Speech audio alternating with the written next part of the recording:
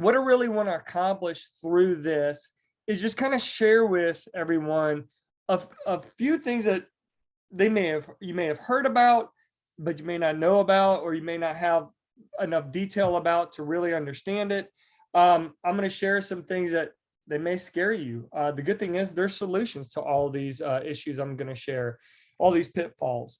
So I want to make sure that you're, number one, aware of these things, and then number two, like, assure you that there are ways to protect yourself against them. So if you're in my my Money Talks group, if you know me, you're good friends with me, you know I love helping people make money. It's something I've been doing now for over 10 years. And it's just more like I keep discovering more and more ways to do that. I was on the phone with a friend today talking about other ways to be able to help people to really leverage their money, make more money with their money. So it's just something I really love to do. And that being said, so that's one aspect of wealth accumulation, but also you need have wealth management. You need to know how to protect your money that you made, because the last thing you want to do is work so hard to make all this money and then lose it. So a lot of people right now, I know just from people I talk to, and I think if you watch the news at all, people are terrified right now with the markets. They're afraid they're going to lose a lot of money in the markets. They're not stable right now, and I think everybody sees that. Everybody knows that. We know that things are happening that haven't happened since 2000, 2008. And we all know what happened in those years. Huge stock market crash, which I'll talk about in a bit. So I think a lot of people are feeling that coming on. So that's why I wanted to share these things I'm going to share with you on this video. I'm going to share these things with you so that you don't have to go through those things, so that you don't have to have a portfolio that has to, that takes over a decade to recover, possibly even longer, maybe never recover. So I want to share those things with you. Where you do have options, where you don't have to pull all your funds out of an IRA or whatever and get, pay the tax and the fees and all that's the penalties and all that stuff on them. You don't have to do that. So I'm going to share with you these pitfalls. And then if after I share these with you, you're like, hey, I want to know, like, how do I protect myself? Like, what steps do I need to take? Just reach out to me. I'll be happy to just sit down with you. We can get on the phone, hop on a Zoom, and I'd be happy to help walk you through ways to protect it. So let me go ahead and share my screen. Share it here. And let me get the slideshow up. Okay. All right. So I'm gonna be in and out. You'll see me in the video up here at the top right. But I'm gonna be in and out here. I'll turn my video on and off depending on if I have something up at the top right of this screen. So I'm gonna talk to you tonight about the 3 big retirement pitfalls that you really need to be aware of. But first, I just want to go over some questions with you first. Number one, if you're watching this, do you want to enjoy a stress-free and risk-free retirement, but you're not too confident in your current financial plan? Now, let me say this. I'm gonna stop right there and say this. A lot of people are confident in their plan, and maybe they shouldn't be, because a lot of people I've had this said to me multiple times. Oh, my guy made me so much money in the last 3 to 5 years, whatever. Well, I think a blind monkey could have made money in the past 3 to 5 years picking stocks, because the whole market was up pretty much over the last several years.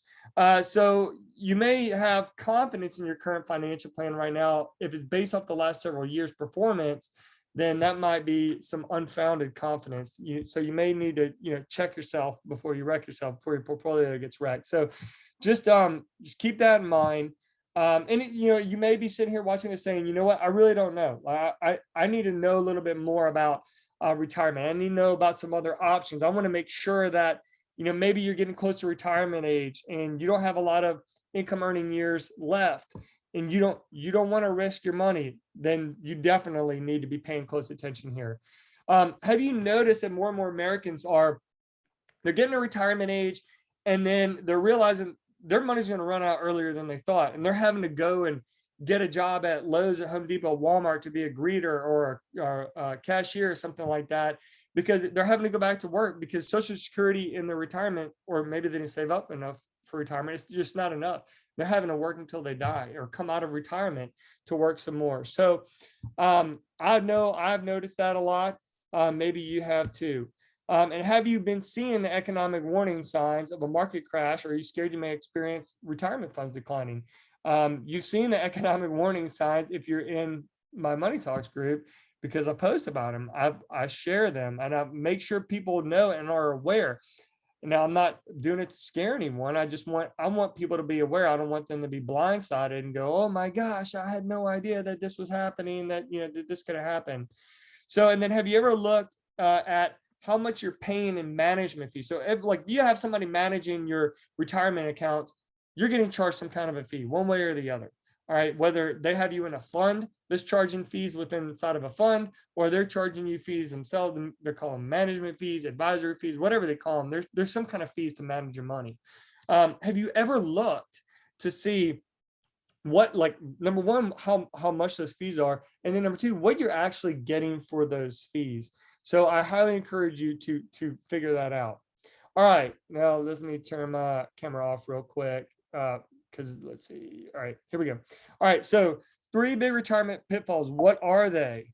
Well, the first one would be management fees. All right, that I just talked about. They're a little cute. They're scary when you know about them. So I got this little monster here, but they may appear cute. Oh, just a little 1.5%. I mean, what's that? 1.5% a year on your portfolio.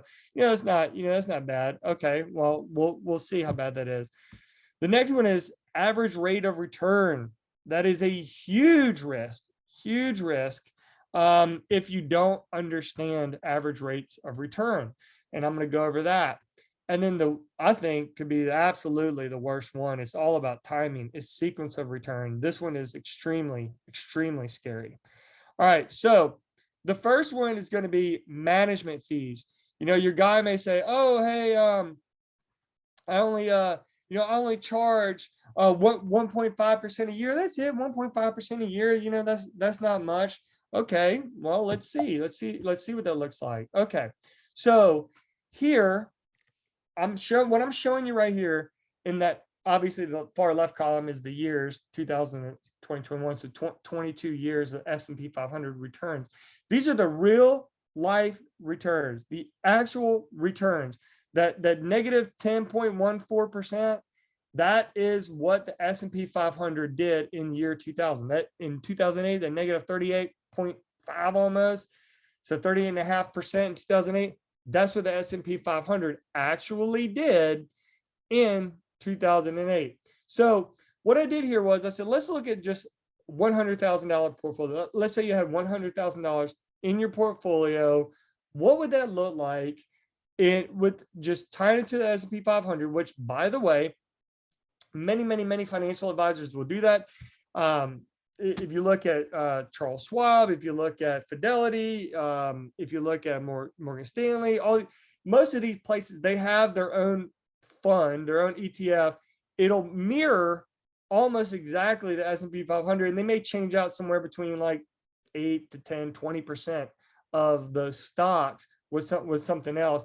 But for the most part, it mirrors the S&P 500. So that's the S&P 500 is the standard index fund to look at. So that is what we're going to look at, or the standard index. So we're going to look at that index here. So with starting at $100,000 after 22 years, just going with the ups and downs of the S&P 500, you would end up after 22 years having $324,000. But again, remember, nobody's going to do that with you for free. Nobody's going to be trading the S&P 500 for you for free, right? So let's look at what it is with a 1.5% management fee. With a 1.5% management fee, that $324,000 turns into $235,000. That compounded cost winds up equaling almost $89,000 in fees. So that's money that's not being grown now. That's money that's being taken out of your account, given to your financial advisor, and is not being used to grow in your portfolio. So it's lost opportunity on that money now because it's being paid to an advisor. So now after 22 years, and if you're in early retirement, then obviously, like, or earlier years, like far away from retirement, then obviously this could be a very bad compounding problem for you down the road. But because this is just in 22 years on a $100,000 balance. So after 22 years, it's almost as much as you started with that you've paid out in fees, and again, that's about $89,000 that for the rest of however many other years you have, that you're living, now it's just continuing to compound and you're losing money on that. So that 1.5% management fee can add up very fast and can wind up hurting you really bad. There are ways to have your money managed and have gains and track the S&P 500 without paying any management fees. And I'll talk about that probably in another Zoom. I don't know if I'm going to get to it tonight because I want to make sure that this is not too long of a video. All right, here's another big one: average rate of return. So you probably hear this a lot from financial guys. Hey, at our firm, we average 8% return every year, or 10% return every year. Well, why do they like to use average rates of return? Well, they like to do that because they want you thinking that every single year they're getting 8%. That's what they want your mind thinking, 8%. So then you go home and you plug in some kind of calculator on, Google, and you go, oh, $100,000. What is that compounded 8% every single year, which you're not even thinking about fees. And then you see the numbers and you're like, wow, that's amazing. 8% every year. Well, let's look at what an average rate of return really is, okay, compared to an actual rate of return. So let's look at some real numbers here. All right. You start with $100,000. We're going to stick with that 100,000. Okay. So we have the 100K, and let me do this. Let me make sure if we have any comments. I don't have any comments that I can see. Let's see. I still see gains. All right. So let me move this out of the way. Go to current slide. All right. So we're going to start with it again, the $100,000. And let's say in year one, you're down 30%. Okay, I'm gonna turn my video back on here. Let's say you're down 30% in year one. You lose 30% of your portfolio's value. Let's say year two, now your portfolio gains 30%. Okay, so now you're up 30%. You were down 30%, now you're up 30%. All right, well, what is the average rate of return over those 2 years? Well, you might say, hey, well, it's 0%. I lost 30 and gained 30. And you'd be right. It is 30, or it is 0%. You had a 0% average rate of return. So most people would say, well, I didn't lose any money. I lost 30%, I gained 30%. I'm back even, I broke even. I have a 0% rate of return. I broke even. So how much money do you have now? 9 times out of 10, when I ask people this, they say, oh, I have $100,000. No, you have $91,000. Whoa, wait a second, James. How is that? How do I have a $9,000 difference here? Why don't I have $100,000? Well, because a loss of $30,000 in the first year. Remember, 30% of 100,000 is 30,000. You lost 30,000 that first year. So now your portfolio balance is 70,000. All right. In year two, you gained 30%, but you didn't gain 30% of 100,000 because now your portfolio is 70,000. You gained 30% of 70,000, which is 21,000. So now your balance is 91,000. So although you had a 0% return in over those 2 years, 0% average rate of return over those 2 years, you actually had a negative 9% actual rate of return for a loss of $9,000. So that hurts. All right. Remember, that doesn't even include the management fee. So this is a little graph I wanted to show you. This is, to me, this was extremely powerful seeing this. If you look at this chart, you just look at the red columns. Okay, I highlighted this where you can just look at the red columns. Let's look at the fourth one down. Let's say you lost $4,000. You started with $10,000 investment. You lost $4,000, so 40% of your portfolio. If you look all the way to the right, a lot of people think, oh, okay, well, I just need to make up 40%. Now I need to gain 40% to get back even. No, you don't. You have to gain 67% to get back to where you were. To earn $4,000, because now, if you look in the same column, you're starting at 10, you lost 4. So now you have 6,000. It's a 40% loss. You have $6,000 now.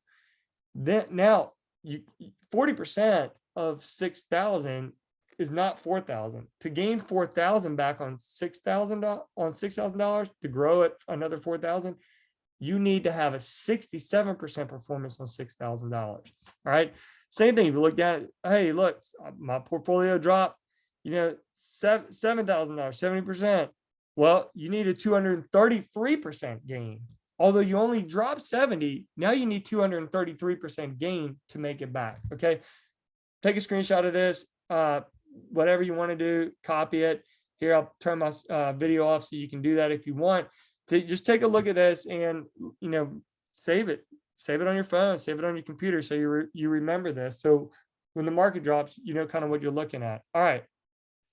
So now let's see.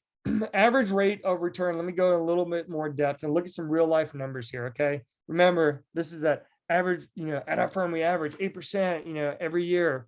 All right. So again, $100,000, what we're starting with, S&P 500, actual returns without a fee. This is just the actual, the real returns, the actual returns of the S&P 500. All right. So if you look at this, the average rate of return is a little over 7%. So let's just say 7%. So, some financial guy might be saying, oh, at our firm, we average 7% a year, every year, because they want you thinking every year they're getting 7% every year. We average 7% every year. So this would be an average return of 7% a year. That gives you $324,000, but they want you thinking they're doing 7% every year. So if you got 7%, be very nice. I like it'd be good, very good. All right. Well, let's take a look at this. All right. Let's look at what 7% a year would really do. Actual rate of return of 7% a year. Instead of 324,000, you'd actually have 447,000 if you really did 7% every single year, instead of an average rate of return of 7%. An actual rate of return is 7% a year is $447,617. Now, add in that management fee again to that, to that one. Let me back it up a little bit. So by the way, that's a difference of $123,000. So instead of earning a steady 7%, if you're doing an average 7% over 22 years, that's a difference of 123,000, which is more than what you started with. All right. Now with that 1.5% fee, again, remember, you're looking at 235,000 now. It's a negative almost $89,000, which is a difference of $212,000. All right, that's a big difference. Okay, so let's talk about this one now. This is, to me, this is one of the scariest. This sequence of returns. This is one of the biggest risks, if not the biggest risk. It's all about timing here. It's all about timing. So right here, I have two scenarios. Okay, and you're going to see in a second why this is so scary. I have two scenarios. In both of them, the retiree is starting with $1 million. Right, they're starting at 65 years old. They have $1 million, and they're going to age 86. Okay, in both scenarios, the retiree is withdrawing 4% per year plus 2.1% annual increase of inflation each year, all the way to age 86. Okay, in scenario two, that's the one over here on the right, I'm going to show the actual S&P average stock market returns from the years 2000 to 2021, the same ones that I've been showing you. And in scenario one on the left, I'm going to invert those returns. I'm going to flip them. So meaning in age 65, you're going to get the return from year 2021. In age 66, you're going to get 2020s, all the way. So meaning on the left side here in scenario one, at age 86, you're going to get the returns from year 2000. Okay.